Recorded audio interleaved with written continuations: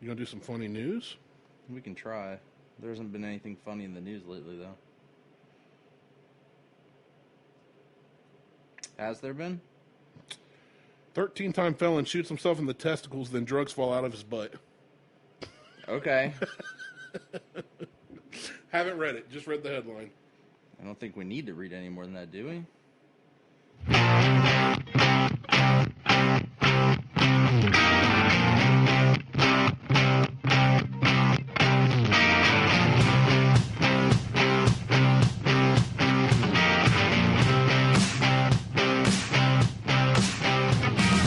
Welcome to the Buckhorn Podcast. I'm Martelle, and with me always is Randy. What up, Randy?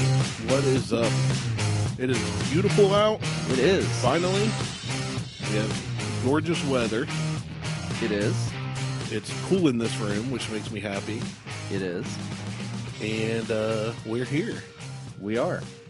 So let's get this thing popping. It's so nice. So I want a motorcycle. Or some kind of a outdoor... You should get a Honda Ruckus. Contraption. Well, I would if it would go over like 12 with me on it. It'll at least do 13. I've seen big dudes on them. I like around town it would be fine, but... I want a Honda Ruckus. That's about it. Like, if I could get a Honda Ruckus... Get a Grom. No, I want a Ruckus. No, Groms are better. I don't want a Grom. Why? Because I don't want a motorcycle. Well, it's kind of... I want a moped. And that's what a Honda Ruckus is. Yeah. They got a top speed of like 45 miles an hour. Grom's only about 55. So it's like a sport moped. I mean, I want a Ruckus. Okay, well, get a Ruckus. I want something that I can mod out. Sell the Audi. No, I'm going to probably get a Ruckus. I can't sell it. No one's buying it. Nobody? Nope. Had one guy who seemed interested in it and then just ghosted me. Yeah, that'll happen. That's because he told his wife, and she was like, no. Actually, I had one guy on Instagram tag his wife and say, please, and then I followed up and tagged her too and said, yeah, please. And she said, no. She didn't respond at all. She probably yelled at him. Right. And then another guy ghosted me through text messaging. Shady. I don't care. Yeah, I want to. My GW he just recently bought one of those Can-Am Spiders. Which, you know, motorcycle guys are like, that's not a motorcycle. And I'm that like, three-wheel contraption thing? And I'm like, yeah, I know. It's not. Well, he bought it, and I rode it yesterday. And, dude, I came back grinning ear to ear. It was like, so he had to go pick it up last week. So why not get a Harley trike? Well, because Harley trikes, where he got this one, they had a Harley trike that just sold. It was a 2009, 10 years old. Mm-hmm. And, I mean, decent miles, great condition. What do you think it sold for? Oh, probably 25. No, it's only 18.9. Okay. Only. But these you can get in similar condition for about half that. Or at least, you know, $6,000 less, whatever. When you find them. There's just not as many of them. Plus, the Harley trike is the old, you know, Honda three-wheeler problem. It's the turning's a little difficult. You can't, it's not sporty. It's comfortable. Well, so that's the problem I have with the Can-Am thing. But with the two wheels in front, it doesn't tip. You can actually I don't care about you the can ride tipping this part. thing. Tip it all you want. I don't care about that. With the Can-Am piece, it puts you more in an upright position that looks odd for a sport-bodied bike. I'm just going to call it a bike for the lack he wants the RT, which is the touring one anyway. So he's more of a guy that's always like gold wings and big cruisers. But anyway, I rode it, and it rides a lot like, you know, I grew up mainly on four-wheelers. Right. It rides a lot like a four-wheeler, but obviously it handles a lot better. The tires are better on the street, things like that. So, and plus Beth is... Why not just get a Slingshot? Price.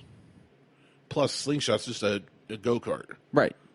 I don't want a go-kart. But you can put two people in it. You still get three wheels. You can put two on a... Yeah, but you got to ride nut to butt. Well, the person behind me is not going to have nuts. It's going to be my wife. So. You don't know that. It could be an emergency situation. Well, if it's an emergency, who cares? I cares. Or we'll be not gay, and you can ride backwards. Ambiguously gay duo. Right. But, yeah, no, it was really fun, and it'd be perfect for Beth and I because I've ridden motorcycles, but she's ridden with her dad and with her brother, and they're like, she can't lean. So almost every corner she wants to counter lean and about put the bike down. Right. Well, on this, that's not an issue. You don't worry, yeah. So back to the issue I have with the way this thing looks is it's got like a sportish body on it, and I don't like the upright position that it puts you you like in. being bent over more. Well, you either need to be forward leaning or reverse leaning. Does that make sense? So you need to be bent over like you're on a sport bike, or you need to be leaned back like you're more on a... Don't actually lean back, because then you're away from the mic. Yeah, no. I realized that as I was... More like a cruiser with your legs More out? like a cruiser with your legs out, and, So it needs to be one way or the other. I see these guys riding around, I'm like, you look semi-ridiculous. Yeah, but hold on. If I don't walk through the mall and you didn't know me, you'd say the same about me just walking. I'm talking about them on a bike, though. But if I don't care what people think when I'm walking around the way I do, why do I care? If I'm having fun, I don't care what you think. I know. It's kind of like the dudes in the party pants. We make fun of them, but they don't care what you think. Yeah, speaking of those assholes, let's not get started. I got a story on them that I don't know that I mentioned. Of course you do. Since we last talked at the top of the hill. Oh, geez. You need to move away from this hill. I'm trying. My sister sent me a new listing for Florida. Yeah, good luck. It's a mirror image of her house. What was it you were saying about that guy tagging his wife and she didn't respond? Hi, Liz. Keep Martelle in Ohio.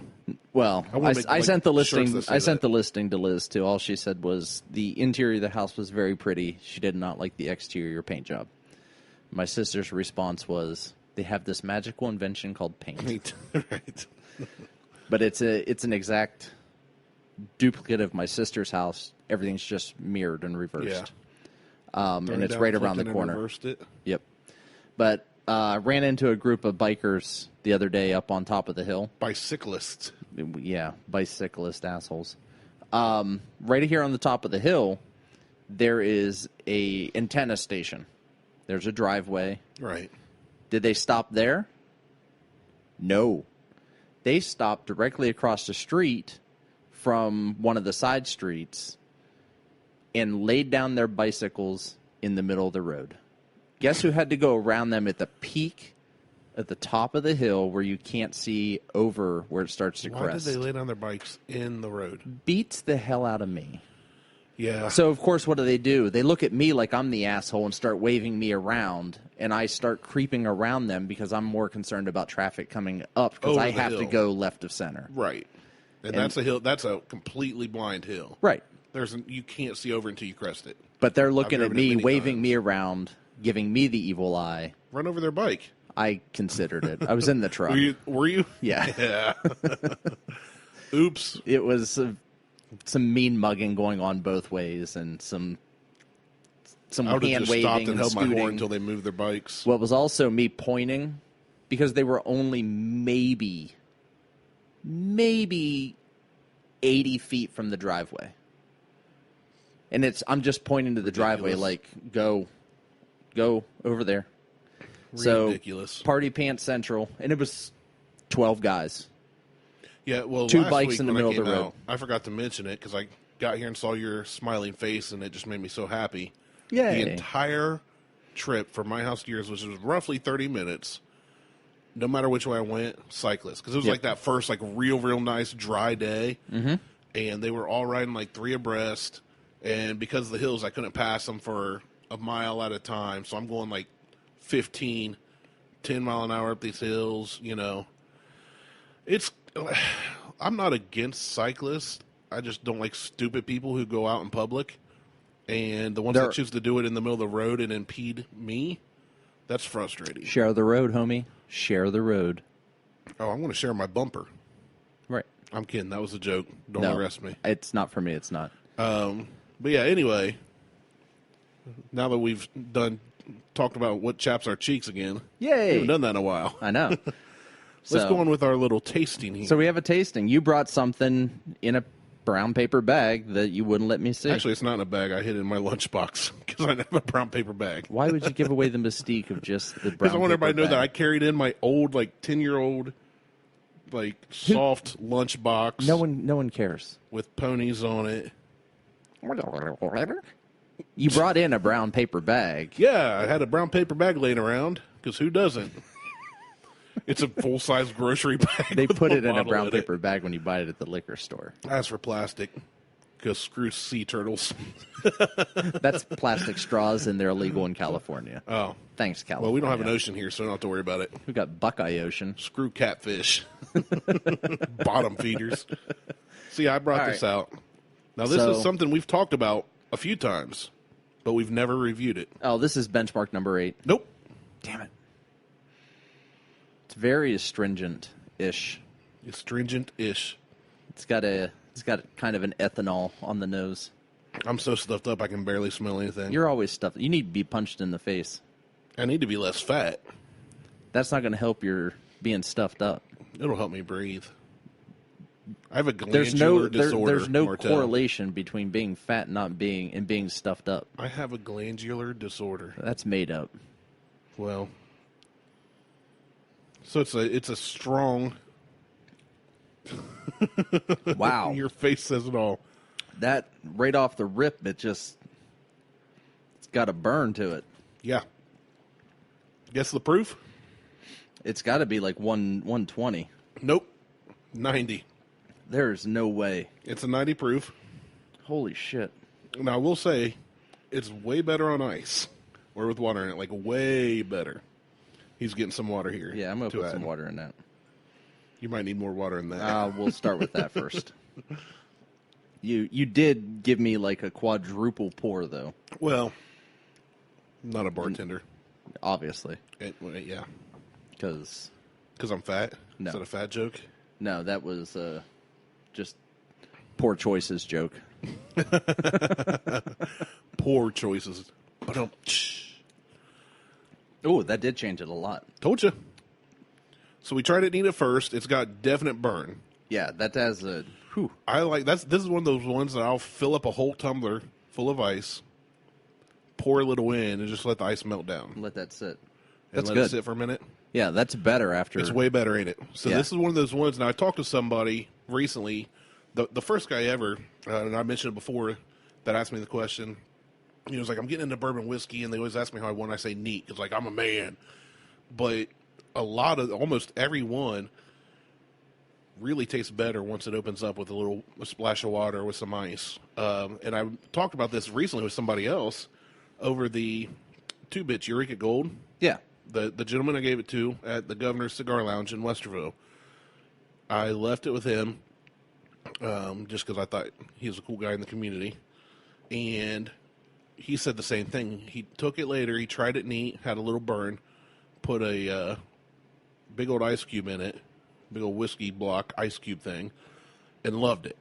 And so I was telling him that I was like, water or ice can really open up the flavors, and it mellows it out. It makes it more full-bodied. Right. No, it don't. And I got one of those like, I know what I'm talking about kind of things. And I said, that's fine that you feel that way. I don't care.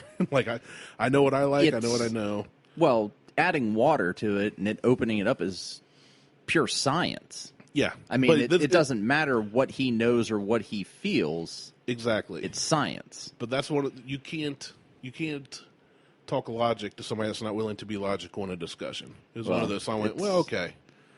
That's how you like it. So back to the... You can be wrong. The common sense episode that we had is it logical thinking versus common sense? And right. He's not open to either at that point then. Until he tries it for himself. Mm-hmm. So you like it better with a splash? And you didn't put in much water. No, I didn't put out a ton. But it changes it drastically, doesn't it? Well, just even a couple drops will change.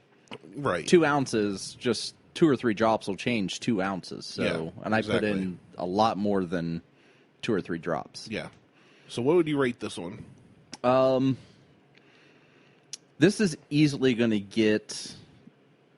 I'll give it a 3. Okay. I'm with you on that. I'll give it a 3. This is a solid 3. This is right down the middle. What would you pay for a bottle of this? Oh. If this is more than $29.99, I'm going to be heartbroken. All right. So what we have here is... I'm pulling this out of my this is not lunch bag. Me, like I'm just trying to It's not smooth. I mean, it doesn't matter how much water I add to that. No, it's not real smooth. And when I say smooth, it has a burn to it even after the water. It doesn't have that. It's not like the Virgil Cane. No, where you get that good burn, but it's smooth. This is it still has. It's not that, like moonshine or Everclear. No, it has that ethanol. I mean, it has that alcohol burn to it. Yeah. You're not going to get rid of that unless you really dilute it down. But it's kind of got those baking spices to it. A little bit of caramel, maybe some brown sugar. Nothing floral to it. No, not at all. There are no floral notes. And I'm not picking up much anything else, but I'm not very good at picking things up either. Yeah, we've discussed that. It's kind of woodsy in a way. Like you can really taste the oak in it. Yeah. It's very, very oaky. Almost like a wood-fired pizza. You can kind of taste that difference. Yeah, you can taste the oak in it. Like you can taste that charred oak flavor in it. So right on. You ready? Yeah, what you got? This is Ancient Age 10-star. Look at you.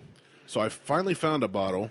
So this is that bottom shelf. This is bottom shelf, but there's a difference between $20. Ancient Age An Ancient Age. An Ancient Age 10-star, which used to be aged 10 years. Now I believe it's aged about 7. But it's a sour mash Kentucky straight bourbon whiskey. This is from Buffalo Trace. So your Buffalo Trace, your Eagle Rare, this is from the same distillery. Really? Yep. Now, the Ancient Age has been very hard to find because of that. It's the same thing with all the other Buffalo Traces. The Ancient Age, for this bottle, you're going to spend $9.99. And it is nothing but a mixer. Do not get it unless you plan on mixing with Coke at a party or put it in some kind of a mixed drink. It's cheap, and it tastes cheap. The Ancient Age is cheap, but it's not bad straight. I would feel bad giving you Ancient Age straight because it's rough. But this is only $13 a bottle. $13 to $15 depending. Okay. So I wasn't too far off. No, you weren't. So very fairly priced. Yeah. Now, recently I did find the Heaven Hill, not the Bottled and Bond, but it's about the same price point. Yeah. I put this on the same shelf with that. Okay. Which actually, where I got them, they were on the same shelf. Well, the bottle and bonded was only $12.99 for the small bottle. Yeah, that's what the Heaven Hill, the 750 bottle was like 13, 15-ish, something like that. Right. So same as this. But yeah, this is a 90 proof, distilled, aged, and bottled in Frankfort, Kentucky. And yeah, it's not bad. No, it is not terrible. For the price. It's not something you're going to take to impress somebody, but absolutely this was the first time I had this. I did a tasting with a buddy who had Woodford Reserve, Knob Creek, and this, and I wasn't allowed to see any of them and I had to pick. I was able to identify the Woodford pretty easily. The Knob Creek I didn't know, but I liked, and this I had no clue about, but I liked it. Okay. I'm like, that's not bad. But you're comparing two $50 bottles to a $13 bottle. So I could taste a little difference, but yeah, this is one that it's actually been in my pantry a while now because I haven't been drinking at home at all. Not even something, a single at night, but. So I went Googled this out, and here is what is from Buffalo Trace. This is the tasting notes from Buffalo Trace. Now, is this the Ancient? This is the Ancient. Okay. So tasting notes are aromas of oak wood, clover, and honey. Round out the nose. We had the oak wood for sure. That's from the nose. I didn't catch any of that. I didn't get the honey at all. I'm not catching any of that. I just get. I didn't it know smells clover like had it's a gonna. smell. I just get it's gonna burn when it touches my lips. Strong and warm flavors of corn, vanilla, and spice. I'm not catching any of that. You said it had spices you could taste. Well, I said spices, yeah, but and I definitely could see the corn. This is kind of more the corn mash. You can kind of taste the more. But I don't know what corn tastes like. You've never had corn? I've only had sweet corn. I don't know what. You've never just had corn. You live in Ohio. I'd not feed corn. And you've not this crap. Not what they're using to make whiskey out of. I don't walk out here and grab a thing of corn and like shuck it and just start eating it. I mean, you can. I could, but it's not. I don't know what feed corn tastes like, and that's what they're. Well, the stuff around here tastes like whatever chemicals they sprayed on it will probably kill you. Probably, but it just hasn't been cleaned. And then finishes with a takeaway of caramel and toffee. So I'm getting. I guess I get a hint of caramel or toffee, but. Yeah, I get it. I don't know if I could identify it but as that. I can't identify. My palate's just not that sophisticated. Yeah. My palate's too sophisticated dumb for that. Which is funny because people really like talk to us a lot about this, and we give our opinion, but I just look at them like we're not professionals. Here's our opinion. I'm nowhere near as good as other people. We have good taste, but I like what I like. Exactly. But I would like to think what we like. Well, what we've had and shared. Like with Kamiwaza, they love the Virgil cane. Oh, they love the Virgil cane. So, they like the 2-bit. They really like the 2-bitch pack leader reserve. Yeah, yep. Because that was the one we brought over for Dude, and I let them steal some of that out of Dude's little sample bottle. So, because I took 4 ounces over, a little more than, and so that was really good. And the Virgil cane was, I mean, even Dr. Ohm was like. Yeah, he was like, whoa, where can I get that? Right. Like, he was wanting more of that. You can't. Yep. He's like, you can. You just got to travel for it. So, and actually, a friend of mine picked up a bottle of the Roundhouse and the Electric Owl. He found, and some Ash Cat. So Ash Cat's not supposed to be available anymore. I got to put some downstairs. We haven't reviewed that. No, not the Ash Cat. I haven't had the Ash Cat. You haven't? Mm-mm. Oh, we'll have to do that on a show. But I'm getting another bottle of Roundhouse and a bottle of Electric Owl, and then when I'm down in Myrtle Beach in a couple weeks, I'm going to see if I can get some more Roundhouse. Nice. Or not at Roundhouse. See if I can find some Ash Cat. So I'm going to be on the lookout for it. Good deal. For a decent price. I'm not going to overpay for... I mean, I know what it's worth. And so anyway, yeah, ancient age. There it is. There it is. So good 3 stuff. Stars. Yeah, 3 stars. Definitely. It's hard to beat for 13-ish bucks. No. It's real hard to beat. That's good. For bottom shelf, yeah. I'm happy with it. I was expecting benchmark number 8. I know you were, because when I had bottles, you're like, he did not spend money. I'm like, I'm bringing burping. Okay, I know you had to bend over to get it, and that was tough for you. I exerted force and energies, but I counted that rep. Did you? Yeah, every time I stand up's a squat. Count my steps. Every time you sit down and take a shit, that's a squat. Yeah, you got to get back up. I mean, at some point. But if you wait till your legs are numb, it don't hurt as bad. You just can't walk away sometimes. Well, you got to stand there about 5 minutes. But, a little wobbly. Right. Just hold on to something. Ow, my foot. What are we talking about today? Oh, nothing. Absolutely nothing. But I was asked a question the other day by the guy who sits next to me. So we had a new gentleman who sits next to me in the office. We should verify. At work. I was getting there. So we have a contractor, and he asked me some compelling questions occasionally. And this is one that I liked that I thought I would ask.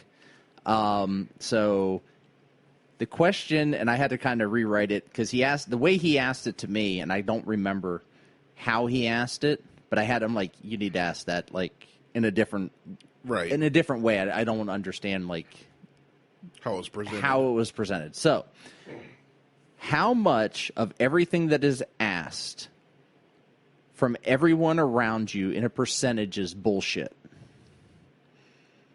How much? So basically, how much of every question you're ever asked is complete crap? Right. Now, is this asking how much I think is crap, or how much is this a common sense thing? No, this is. I should have been asked that. So basically, or how much of every question that is ever asked of you is complete nonsense? I never versus how much is asked of you that every question that has ever been asked of you is not nonsense. So, and that's what. There are several different ways you can look at this question. Yeah, that's and I presented it to him as one way, and I basically look at everything. 75% of everything that is asked is truth. What do you mean it's truth? So, I mean, how is something that is asked a truth? So, You mean it's because relevant or it's relevant valid, or it's valid. irrelevant, valid, invalid, because you can't know everything. Right. So if someone says that sky is blue, you look up and you go, "Yep, that's valid." Well, that's not a question. Well, though. it's I'm getting real confused. okay. Look at it as more of not so much of as a question, But of what somebody says or what presents someone to says or presents to you. How much so of it is- he presented it more as a question to me, and I turned okay. it around as more of a statement. So how much of to what him. you hear is legitimate? Right. So, like I said, when he presented it to me, he presented it as a question. I turned it around as to be more of what you hear or as a statement back to him. So, and I said, it has to be this way because you don't know everything. So you have to take everything you hear at face value because you don't know everything. So you can take it at 85% of everything you know is valid because you don't know everything, and the other 15% is invalid because you know that 15%. Or you can take it at 25% is valid because, or is invalid because you know that 25%. It depends on how you want to look at things and how much you want to say you know a percentage of. So, I think there's too many variances to give an answer. well, you have to that, and How that's much do why I know about astrophysics? in general, the Like whole 0.002%. How much do I know about foraging? But see, that's Like the thing. 30%. How much do I know about podcasting? Like 7%. Right. And How- that's what so and that's it's- exactly yeah. what. So I don't when know you- a lot. I'm figuring that out right now because a lot of this is stuff I do, and I'm going, I really don't know what I'm doing. But that's when you break it down to in So you're general. saying in general, of my general. general knowledge, not what But- I hear from others. But not when you hear from others. So in general, you know X amount of in general. But in that in general, when someone talks to you about forging, you know 80% of forging. So you don't know the other 20%. And I don't know if that's a valid statement or not, but we're just going to Right, say just throwing those numbers out. for I sake would say of math. much lower for me, but Well, I'm just saying Right. for sake of math. But when it comes to, I don't know, go-kart racing, you know only 10% because you can step on a gas pedal and shift a gear. But the other 10% or the other 90%, you have no idea. yeah. So it comes down to that whole, okay, how do you break things down? So I just broke it down to a 25-75. I know that whatever 75% is told to me must be It's probably true. is probably true. And I the have to take it 25 at is face crap. at face value. Anything else outside of that 75%, I have knowledge of. Well, let me ask you If this. someone says something to me about clipping a dog's toenails, I know how to clip a dog's toenails. You can't tell me that you should clip them all the way up to his claw, all the way up to his paws. He's got nerve endings in his. That's where his cuticles are. He'll bleed. He'll yelp. There's nerve endings. You can only go up so far. I'm only using that because Diesel's laying here on the floor. You're looking at dog feet. I just looked over and there's Diesel when he needs his toenails clipped. He's out. He's out like a light. Let me ask you this. How much pot do you guys smoke at work? Just 75% of it? I wish 'Cause we feel was, like I if wish we were did- smoking more. I don't smoke pot, but I feel like if I did, I'd understand what you're asking better because I'm kind of lost. So maybe I don't understand as much or know as much. Because at first you're talking about information you receive. So like the stuff you hear from others. But then again, the problem is, did I hear it on Fox or CNN, and it's just random news throughout the day, or did I hear Janetti? It's from Connie information Waza you talking know. about self-defense, and I know this dude knows what he's talking about. It's information you know, not information that you've heard So third party. you're saying just total information in my head that I know. Stuff that you have studied, stuff that you know. Information you've gone out and gathered that you know. So for me, it would probably be things like facility maintenance, music, specifically Random bass shit. playing. Elephants can't jump. I don't know. How do you put a percentage on that? I'll say mine's 74. You're smarter Okay. than me. I don't know. I've never thought about it. See, it took me It took me easily 4 hours to answer this question. And probably you're just like 75-25. I'm like 75-25. Like I came back 4 hours later. I'm like 75-25. I mean, just all around knowledge. I think there's too much to learn. Well, that's the thing. In one lifetime, you can't. I don't think I'd hit 75. If you're saying, okay, it's so your general knowledge, though. I'd like to think that 100% of what I know is real life fact. It's like what Aaron... I don't always talk like it is, but what I truly know and believe, I would like to think is fact. But you're right, you can't, because I'm proven wrong every day. I mean, right. It's like science. So science says Pluto's a planet. And then science it's not. says Pluto's not a planet. Like science is always... Or science says that this happens because X, Y, Z, and then 10 years later, somebody goes, whoa, it actually happens because of ABC. So science is even constantly studying and trying to learn. So I don't know. Science contradicts itself. Honestly, all I would the time. say that we think it's 75%, but I bet it's way lower. I bet it's closer to 30-40%. Probably.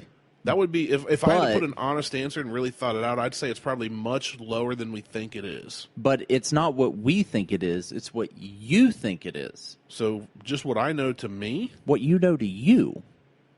That's the question. How much of everything just general life knowledge that everyone around you tells you or asks you or information... But see, that's not just me knowing what I know in my head. That's what other people are asking or telling to me.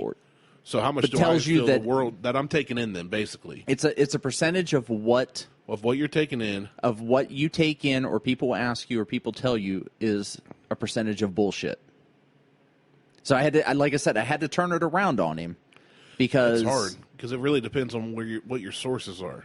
Because it's what you know that you know. All their time watching one news channel. Let's just say, I'm not even going to say Fox and CNN because that's the big leg. Everybody's like, "Hey, you watch Fox, you're an idiot. You watch CNN." And see, I'm trying to keep you on track because you're taking it down this road of watching CNN. It's what you know. But then you just said what I'm taking in. I take in stuff from the news. I take it in from Facebook, from my friends, from instructors. But podcasts. It goes back to, so think about when Aaron and Dr. Ohm were talking about, I can take you downstairs and run you through a series of drills that are completely wrong, but you think they're going to be right. Well, if you started giving me like IT tutorials, and as long as you could teach me something in your field and you could prove it, because I'd have to see it in action, I'd say that's right. If it didn't work, I'd say no, it's complete crap. But that's blatantly obvious. I don't think that has to do with like if Janetti goes, okay, here's how you disarm somebody, and he takes a gun from somebody. That worked. I'm going to learn that. Like, I'm going to use my chi on you to take you down. All right, here's how you get a pistol out of somebody's hand, and he did that crap on the internet where he, like, uses the force, and, just kind of spins them around, and they throw the gun. I was just going to be like, that's complete crap. So I don't know if I can put a percentage on that, because that would be so specific to the topic and to the source. But that would be something that you watched. I would say that at you least took half in of the crap that I hear or see on a daily basis from all sources, be it news, social media, podcasts, friends talking like we do, I'd say at least half of it's complete crap. There you go. Because it's on what I'm taking in. I'm not sitting around reading Encyclopedia Britannica. Encyclopedia Britannica. I had to make sure I said that right. But that's the point. That's the point of the question. We know you're not sitting around reading the encyclopedia or Wikipedia, for that matter, or even Wikipedia. It's like, but Wikipedia can be changed on a whim. Right. That's what I'm saying. But that's the point of the question: is how much do you think the percentage of what is asked or told to you is? I feel like somebody was on mushrooms when they came up with this question. I'd say 60% is complete crap there. Okay. I don't know. I know a guy that... It's a thought-provoking question. He's a single guy. He is very, very well-read. He has a TV in his house, but it got to a point that it distracted him so much that he just threw a blanket over his TV one day. He's like, I don't even want to see it because then I don't want to turn it on. So he'll sit and make sure he reads, make sure he studies something, and then he'll watch TV a little bit. But so he's, I would say he's way more knowledgeable about, I recently just for the first time watched Good Will Hunting. Okay. One of my favorite parts of that is when Robin Williams says, I'm not asking you what the book says. He's like, I can tell you've read like a kabillion books, right? I don't care what the book says. tell me what you feel. Tell me what you think. Right. So he's like, I can throw out 100 questions and you can tell me everything, but what do you feel? So for me, when it comes down to when you say how much is complete crap,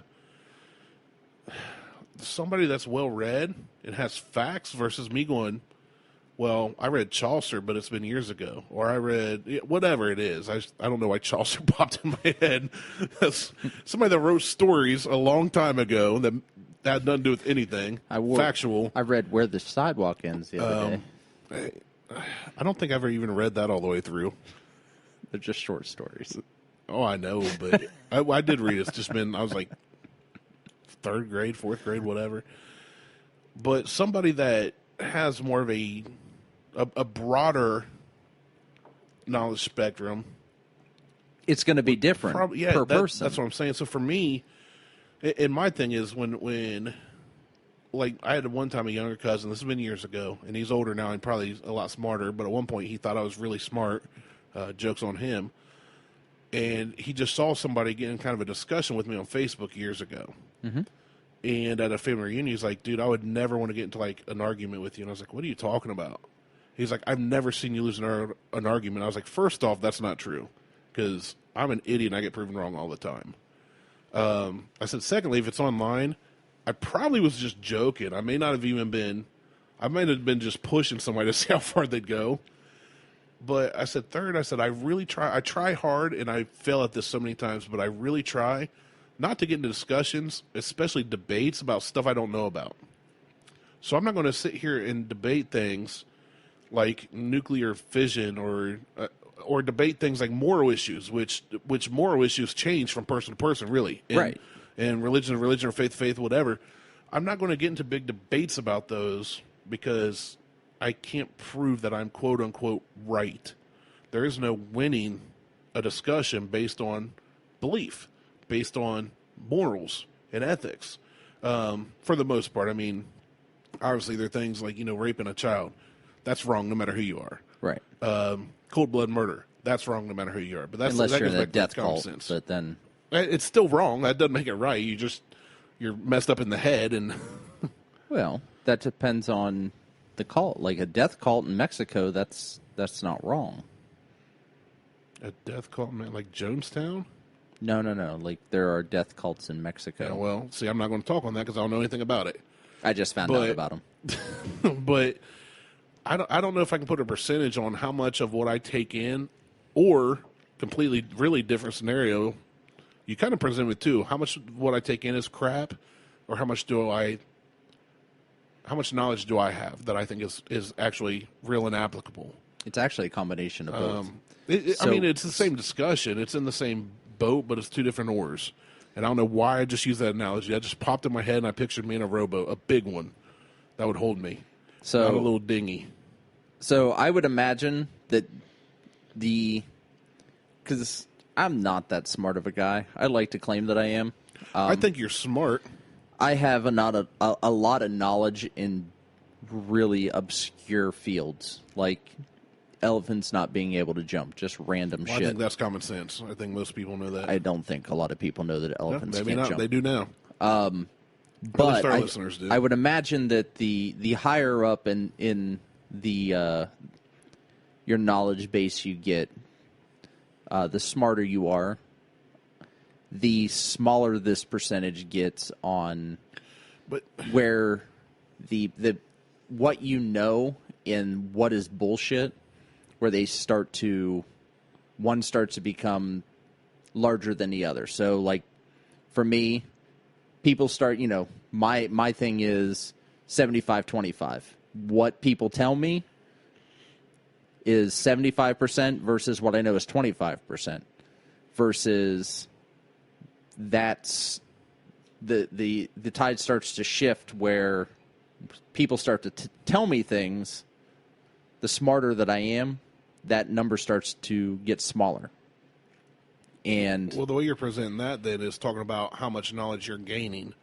So You're saying once you get to a certain level, you can't learn any more on that subject. You have to find somebody smarter to raise you up. That's not really a percentage thing, I don't think. That's just your knowledge base. Yeah, that's the way you present on the question, general knowledge. really. So think, what was that Whalings guy that was on Jeopardy? I don't know. He was going up him. against. I don't watch TV. I know. I don't watch like Netflix and stuff, but that's about where I'm at. Yeah. I don't watch, but I like Jeopardy. he was on Jeopardy. I mean, don't watch it. If someone told him that the sky was purple, he'd be like, "Bullshit, it's blue." You're like, "Nah, it's purple." But that goes back to, I don't know if that's a knowledge thing because that's perceived. You can see the sky's blue by walking outside, but well, I'm just using that as a. If somebody way smarter than me, like Neil deGrasse Tyson, aka Black Science Man, told me the sky is actually purple, but we see it as blue because of X, Y, Z. This way, the gamma rays and the photons and the protons and the neutrons and electrons and the ions do this with our corneas and blah, blah, blah. I would sit there and go, okay, he's way more knowledgeable than me.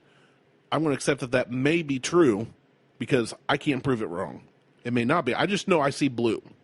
Right. But I can't sit there and say, well, that's part of that 25% because I see blue and it's not purple. When somebody smarter than me that understands how eyes work or, you know.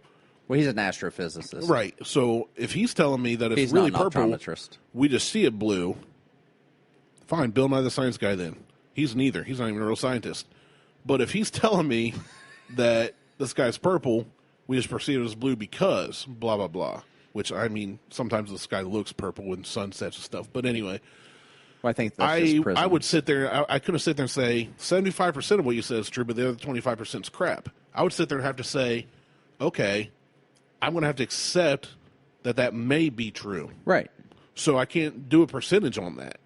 I can't say that because that's a is it purple or is it not purple? That's a yes or no. There is no, well, it's 75% purple because then you just got blurple. But you have to, at some point, you're going to have to accept the fact that someone may be true and someone may be wrong. Right, it's but science. I can't put a percentage on is what I'm saying. Well, at You're some right. point, you do.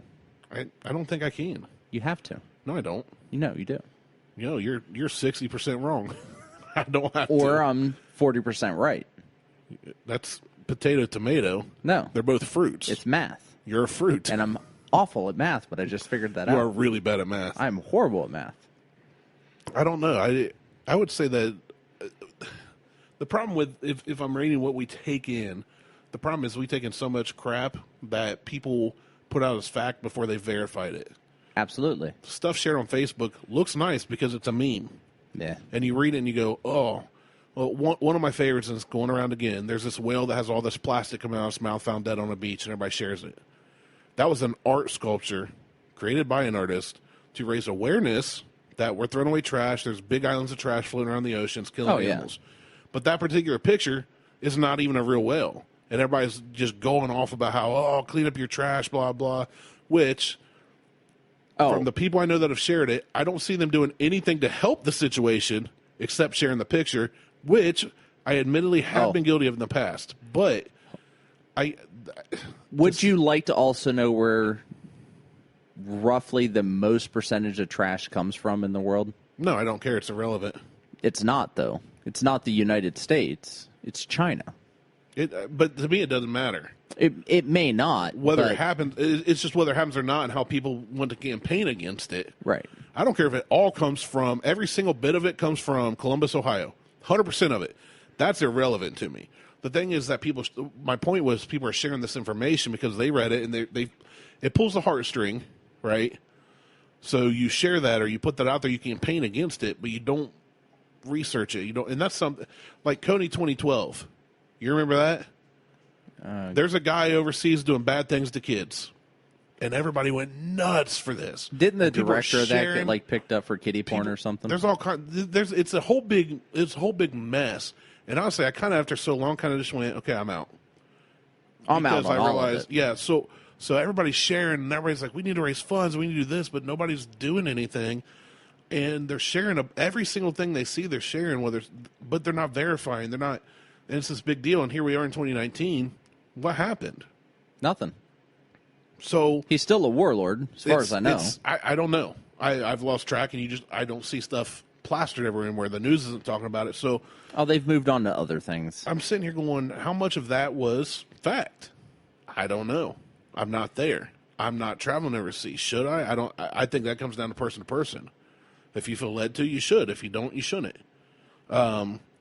But oh no, the director got caught running through a parking lot naked. That's what it was. Whatever. Yeah, yeah, that's what it was. He got picked up for indecent exposure.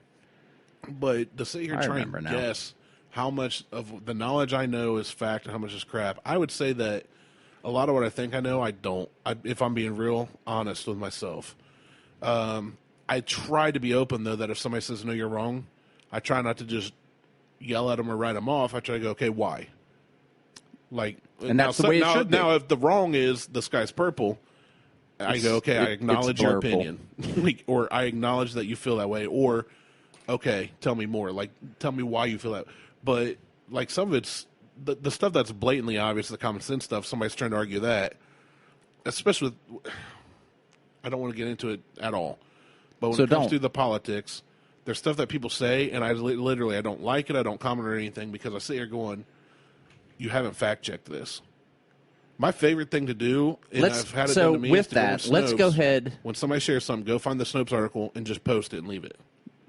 And I've had people tell me, thank you, because I took this as truth, and you've shown us not. Let's take the political thing. Let's jump straight to the kid in the MAGA hat. The MAGA hat versus the Native American, who's a war hero who wasn't. Who, oh my God, this kid... He is out. He is blasting, Native Americans. He's up in their face, and that wasn't the case at all. But everybody jumped on, blasting this kid immediately. Yeah, and everybody shared it and shared on Facebook. But then when the truth came out, everybody got real quiet. There was no follow up to. Not from everybody. There was some follow up, but it wasn't. Yeah, it wasn't near. It wasn't near enough to reverse the damage that guy's was going to happen. Parents were receiving death threats, right? But it wasn't, and the Native American wasn't necessarily a veteran of war. He was a veteran. He never left the States. But, that's what I'm saying. He wasn't a veteran of war. Right. But like the media made him out to be. Right. And it was it Black Panthers or was it... It was a whole other group that started the shit in the first place. It wasn't the Panthers, I don't think. But it or was Black Lives Matter, or it was another group that started the shit in the first place. Anyway. So things get blown out of proportion versus what you know, what you perceive, and how things are told to you. I still, personally, I don't know how to put a percentage on that. So, like I said, I would say that 100% of the stuff, you need to accept that it may be true and it may be false until you know more. Right. Period. And that's what... And I would say 100%. That's what this question asks. What you know versus what you don't know. There's no gray area. It's what you know versus what you don't know. And you can change... We don't know a lot of times what we don't know. Exactly. So how do I put a percentage on it? You don't if know I don't know, well, then you can't do 75-25. So what you don't know is what you don't know. So you accept it as it is, but that doesn't... Right now. I know. So what you don't know is what you don't know. And you just accept it as for what it is. Yeah, I don't know. You don't know. Okay. So you just accept it. Okay. Okay? You accept it as truth. Like Black Science Man saying the sky's purple. I don't know that it's not, so sure, it's true. You accept it as truth. You move on with your life. It's truth. But you don't go out on the internet and start blabbing that it's not or that it is. You just accept it. I don't accept it. I accept the fact that it might be true. Okay. That's fine. How do I put a percentage on that? You just move on and you just put it into a category. Yes? No. Move on. You don't do anything with it. You just move on. I'm going to say 7% of what I know, and 93% of what I don't know. There you go. There's my numbers. Okay. Because I don't know if I can... It's how you perceive the question. I just don't think it's that simple. It's for you and how you perceive and how much you want to read into it. I look at things and I just keep things simple. That's why I'm at 75 and 25. Martelle, someone comes to Martelle like, is this a cow or a chicken? You're like, it's 75% cow, 25% chicken. I'm like, it's a lizard. It came from an egg. It's a lizard. Okay. Dinosaurs are from birds. Komodo dragon. Birds are from dinosaurs. Let me reverse that. I had a 10-speed bike named a Komodo dragon. I had a Shimodo. I thought it was awesome, but it was crap. It was like a $20 Walmart bike. I was just too poor to know it was a cheap bike. Birds come from dinosaurs. It's a lizard. I don't know. One of the things that I find true more and more every day is that ignorance is bliss. And I don't mean that as an insult, because a lot of people get into a debate and they will, even a discussion, even if you're talking with friends, a lot of people get into a discussion and play the I know more than them. Oh, absolutely. They don't even accept the fact, and I love more than anything, even if I agree with people sometimes, especially online, because context is lost and I play into that, I love playing devil's advocate. I do that The whole every pineapple day. on pizza thing. I actually don't mind pineapple on pizza, but it's so much more so fun good. to see everybody not flip out, but you know what I'm saying, to poke that bear. And the same thing with the politics, with the faith. Here's my favorite one I shared. So, story going around about how tornado wiped out a home, and it kept this Bible was found safe and untouched in the rubble. In the picture with the Bible was a picture frame with glass that wasn't broken and a plastic water gun. And I replied on the dude's comment like, whatever he said, or the headline said, I just replaced Bible with toy squirt gun. And nobody replied to that. And then I shared it, and I was like, look, as a man of faith, as somebody that believes in Jesus Christ, as the Bible presents him, does anybody else find it odd that as believers, let me finish, if God is such a loving God, and God cares so much for us, and God wants a personal relationship with us, don't you think he would keep us safe over another printing of his multi-billion books sold Bible that could be reprinted? And it frustrates me to see Christians sharing this as some sign of faith. When a fire goes down and the statue of Mary is safe and all the Catholics rejoice, I'm going, you look, 3 kids died in this fire. Are you saying that Mother Mary cares more about her statue than these 3 kids? So anytime we share any of that, it's kind of when you're talking about what I know versus what I don't know and this and that, when I say ignorance is bliss, I feel like it's easy for us to go, this whale died because he ate all the trash. It's easy to get on that campaign, on that soapbox, and not knowing that this is an artist installation on a beach overseas that they made and they created. It's not even a real whale. It looked real. It was very well done. But the ignorance of not knowing that's a fake whale and fake trash, or maybe it's real trash, I don't know, but an art installation, the ignorance is bliss in that. So for me, when I say ignorance is bliss, I try to apply it to myself because I've been proven wrong, and I go, well, ignorance was bliss, and now I know the truth, and it sucks. It's not what I thought it was. But the squirt gun had holy water in it. That's what you were waiting to say. I could tell you want to say something. Well played. Well played. Oh, I wish I would have thought of that. I would have said something about that. I would have said must have had holy water in it. Dang it. I know, right? Usually I'm quick like that. But yeah, this whole ignorance truly is bliss. And most people don't know. Most people aren't willing to accept the fact that they're ignorant on anything. No. Everybody has something to say because they know everything. And I think a lot of it... That's why I'm not on Facebook anymore. I post my good morning message. Hey, how you doing? Mindset is everything. I'm off of Facebook for the rest of the day. Yeah. I don't care. Your posts suck. I don't care. I just want to tell you that because everyone else does. No, it's my photos suck. Oh. They're not advertisement quality, even though someone has told me that they mistaken one of my photos for an advertisement. Actually, 2 people told me that in the same day. Yeah, your phone app is good. I'll give you that. Like, I literally, in the same day, was told... Yeah, I saw one of them where they were scrolling thought it was an ad for something. They were like, oh, I thought this was an ad for something. Yeah. And then someone else within 30 minutes came by when we were sitting at the Pink Cricket. But it's not. See, ignorance is bliss. Then they said... They thought they knew what it was. They were like, I thought that was an advertisement. Now I want to go have a pizza and a beer. And I'm like, hold on. Let me create an advertisement for you. And I did a photo shoot right then and there at my table with pizza and a beer and tagged them in it. It's just for them. I forget how we got onto this. It doesn't matter. Let's move on. So... we were talking about steak before we started recording. Oh, steak. We were talking about steak. It's summertime. It's grilling summertime. Season. We're going to start grilling out. I'm over this question. I don't even remember what it was anymore. I'll have to look it up again. But we were talking about steak, and I think it's like the 10 ways. It's a master chef that shares 10 steak cooking myths to ignore to cook the perfect steak. Yeah, let's do this, because I have a specific way that I cook steak. You talked about it before on here.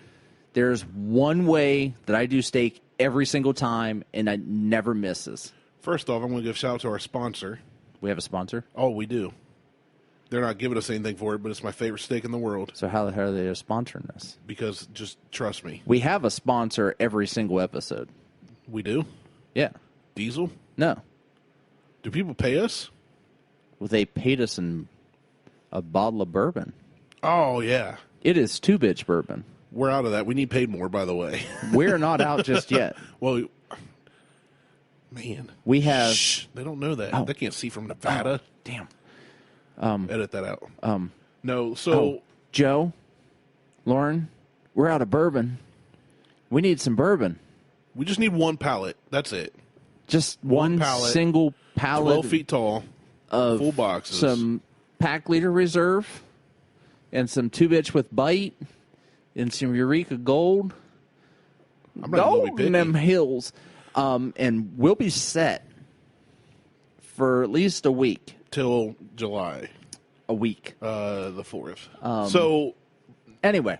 no, I had another friend going to Tennessee. Okay. Told him you got to try this steak. Her husband, their whole family got it. 2 families in the last month went down there, got the steak. I think it's a total of like 8 or 9 people. All told me best steak they've ever had. The Smoky Mountain Brewery and Grill in Pigeon Forge and in Gatlinburg. I keep Ale forgetting steak. to tag them. You got to tag them. They're ale steak, cooked medium. Don't make them ruin it. They're whoever they have doing the grill or whatever, perfection every time. It's always cooked perfectly.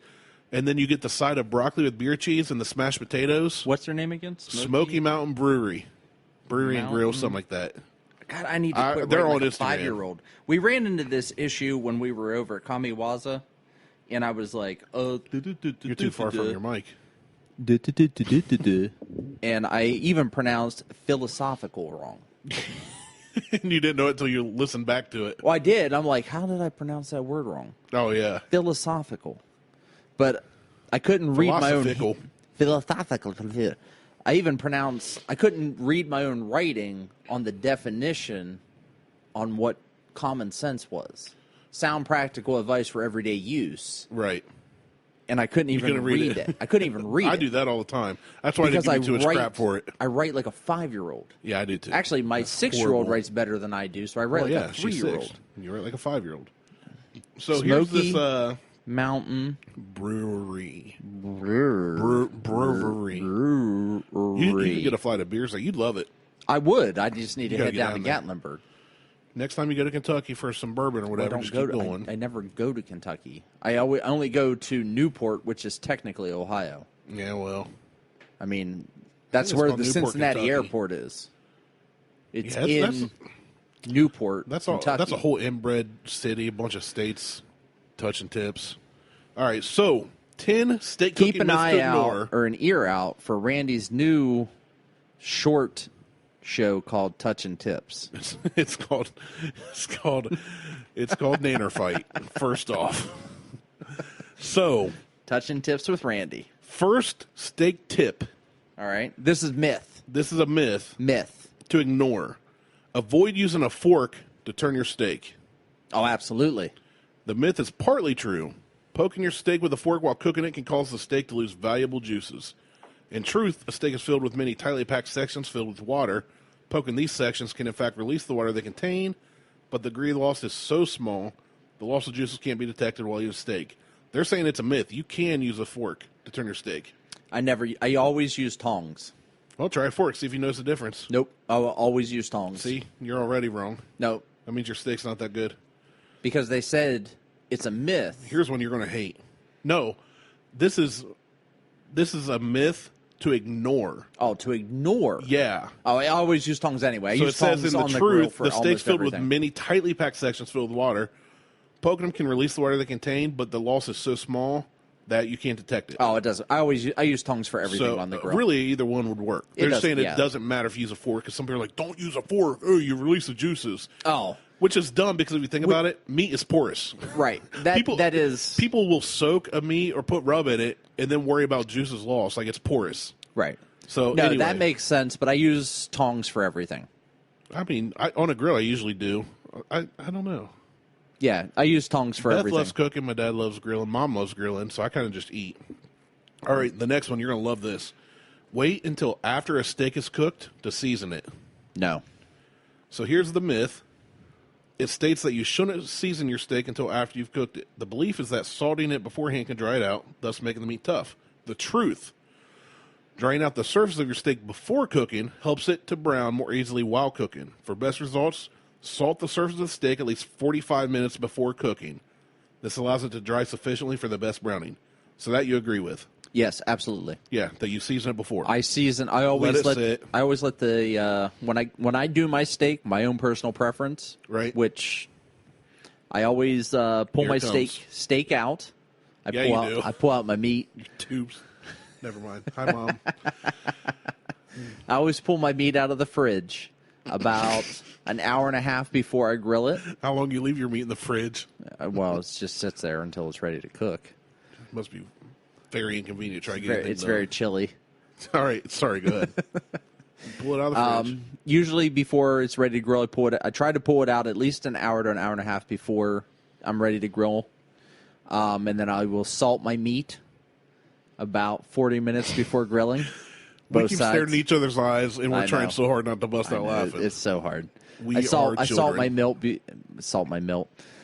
meat be about 40 minutes before grilling. Okay, that's about what it says. And then right on the grill.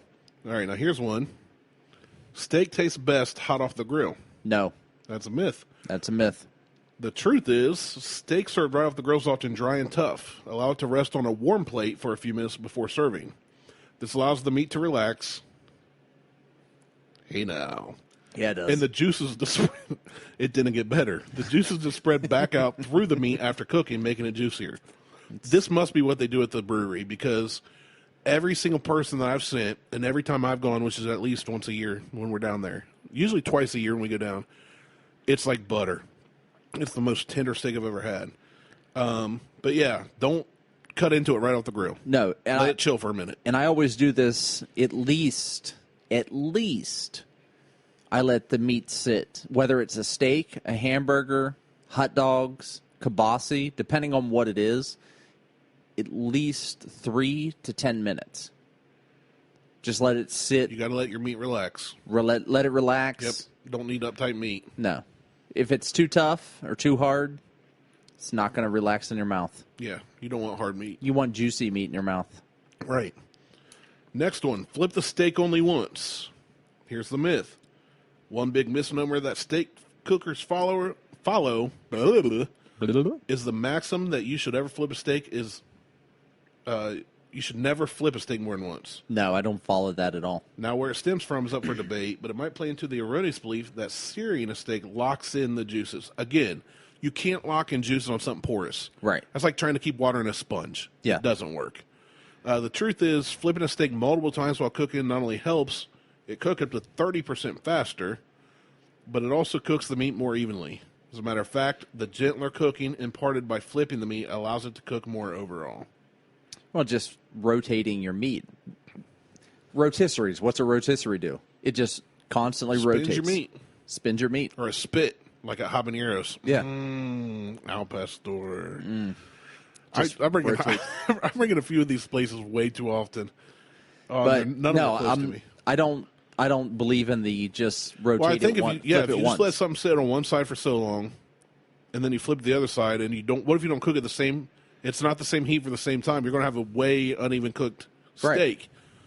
I mean, it's kind of like if I'm like when I'm working on a knife blade or a handle or sanding something. If I go one side then flip to the other instead of going back and forth and working it evenly, it's going to be hard for me to match. Well, both sides. It's the same thing with chicken, with hot dogs. If you're doing kibasi or brats, I love it. Every time you say it. Hot dog. Hot dogs. Hot dog. And it's a hot dog, H-U-T. Right. H-A-W-T. Hot dog. Hot dog. You rotate them. You got to rotate them more than once. You just constantly spin them. Yeah, so, just like on the rollers at Speedway. I don't eat. They're delicious because they keep spinning. I don't go into a Speedway. Oh, okay. Next. But I know what you're talking about because I used to have them at Hills, the department store. Oh, whatever. Next, you should pinkies up. Eat my hot dog with my pinkies up because I got it from his department store. They're not around anymore. Whatever. I didn't know that. I don't go to department stores because I'm a man. Well, Hills hasn't been around since. Did you cry when Sears shut down? Kind of. Lazarus went out because I have a Sears department store gift card. Of course, you should frame it. It's got $11 on it. I'm disappointed. $11. I mean, count inflation. Like 50 years, it'll be worth like. Dude, that's a socket. 23 cents. That's a socket. You should take it to Lowe's and they have Craftsman to see if they'll honor it. They were like, I want to buy a 10-millimeter socket. Like, I need like 40 10-millimeter sockets. No, you get one for $11. No, they're like, I need 40 of them because I need 40 of these. Quit losing them. Next one. They get up and walk away. You should marinate a steak. No. The myth is the belief that you must marinate a steak to get the best steak. No. Salt. Misconnections. Marinade helps tenderize it. It's not true. It can impart some extra flavor to a steak, so you can marinate a steak beforehand. But if you find yourself ready to cook a steak that's not marinated, add flavor in form of olive oil, chopped herbs, or other items after cooking. I always just add salt. Yeah. Salt to my steak. I do like some I've had them marinated and not.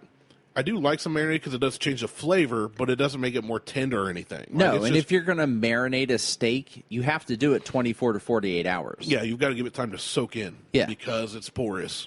And you can't sear it to seal that in. If you're going to marinate a steak, tenderize the steak. I wonder if I can inject a steak like we do our turkeys. You can, yes. We inject turkeys and deep fry them, and you can use I'm going to deep fry a steak. gigantic syringe. Yeah.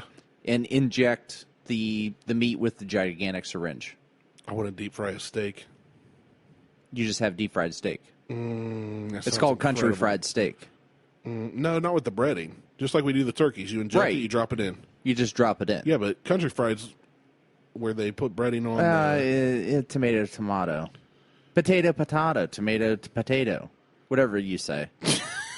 I was just going to let you keep going there. I mean, at some point I'll get it. Next myth.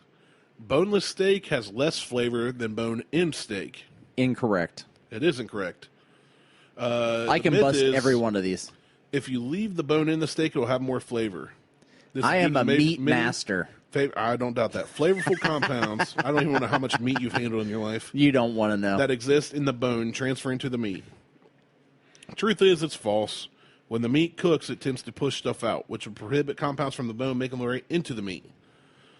So, what might be happening is that the bone tends to insulate the meat right next to it, making that particular section more flavorful and juicy. So it could, but only around the bone.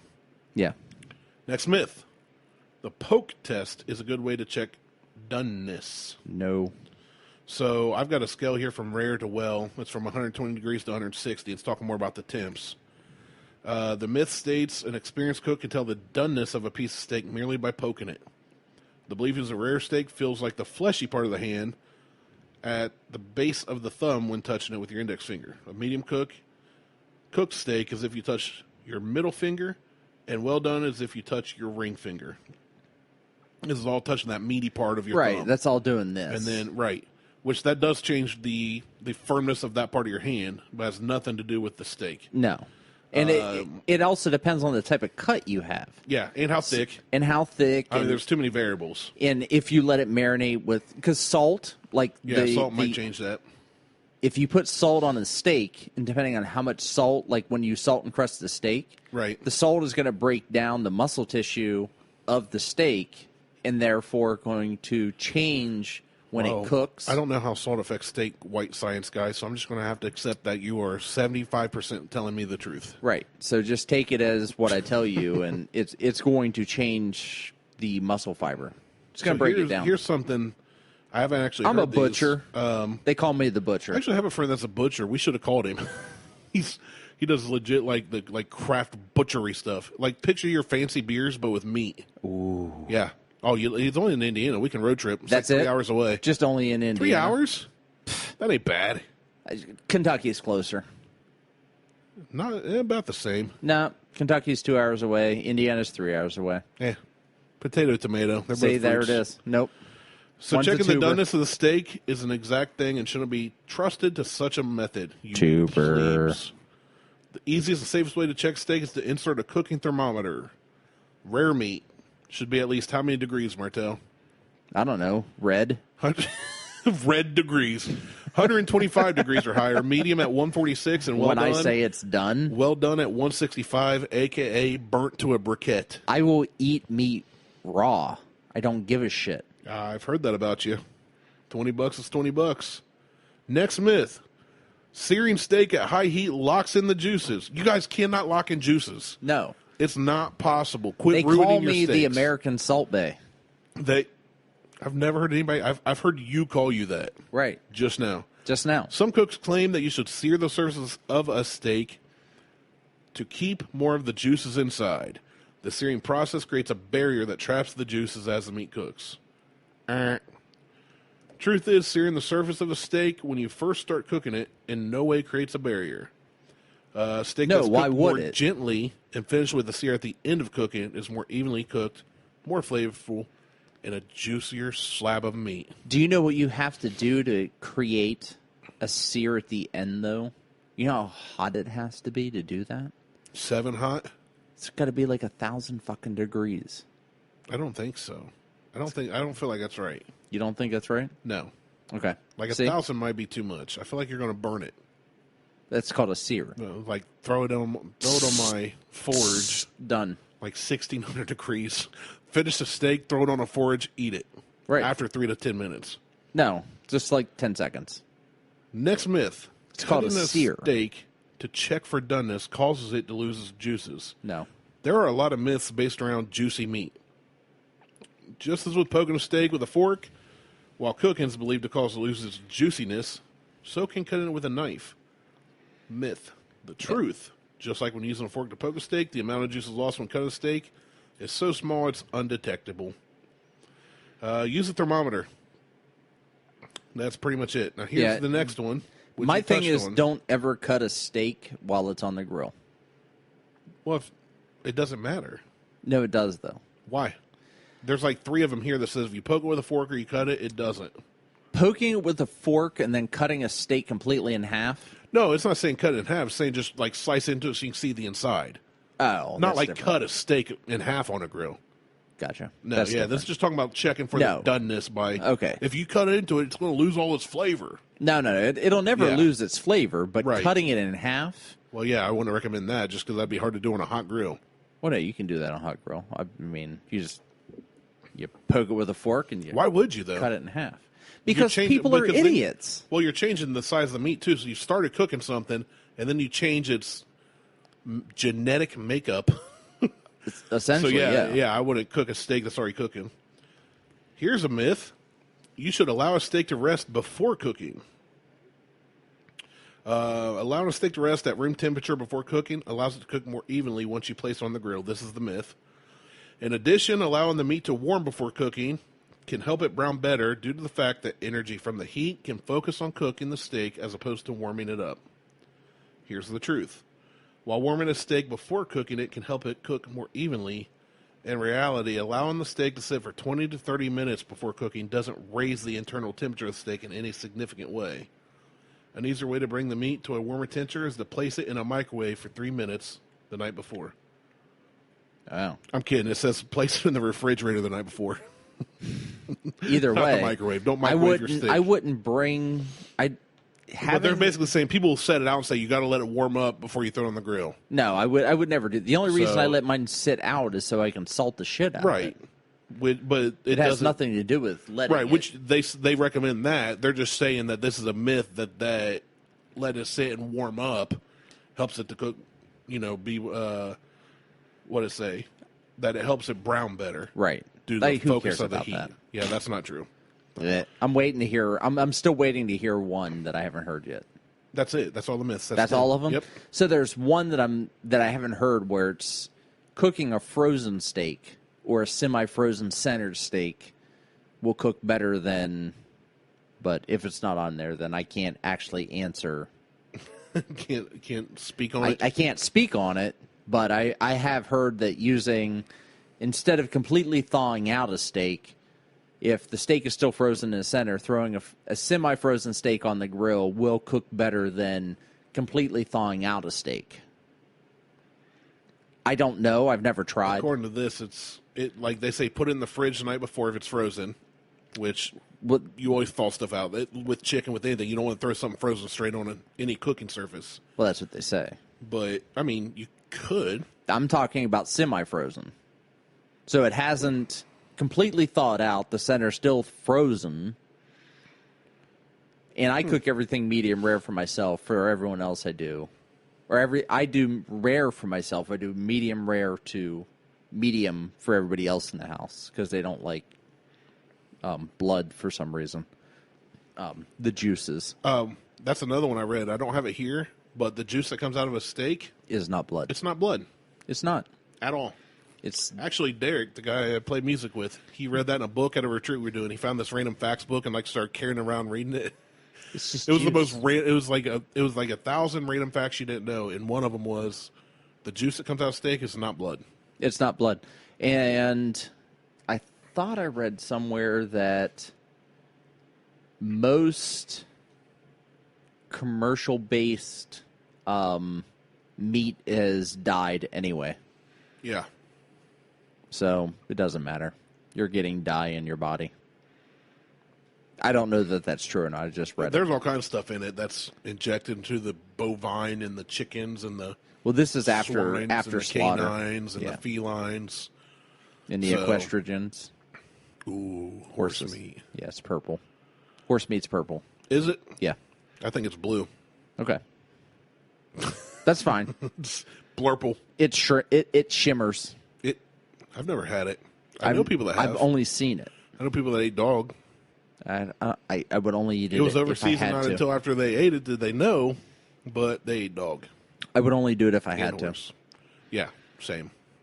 Coyote's off the menu too, because that's. I think I would try coyote if it wasn't domesticated dog. It's too close to dog. Try it, but it's not something that I would probably go after on the regular. I'll try almost any animal. Groundhog's greasy. I haven't had groundhog. Raccoon's greasy. I haven't had raccoon. They're very gamey and greasy. I love gator. Gator's tail's great. one of my favorite. I love Ostrich. rattlesnake. Ostrich is good. Yeah. Kangaroo jerky. I've only had a jerky. Amazing. I'm trying to convince Liz to let me get a wallaby as a pet. That would be amazing. They're legal to have here in Ohio. You have plenty of room for it too. I know. Let's do it. They're legal to have here, and Why they're would great you not pets. have a wallaby? She will not let me. Just get one. Well, we have Diesel.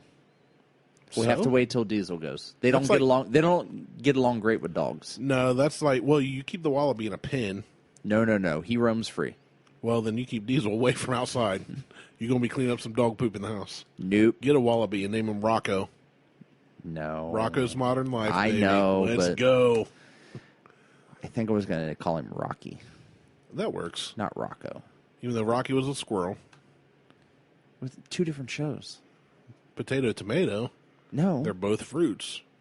No, one's a tuber. We covered this in several shows. Tuber meat. No. Tuber steak. No. Yeah. No. All right. Do we have anything else we want to cover? Nope, that's it. Elephants can't jump. You don't know what you don't know.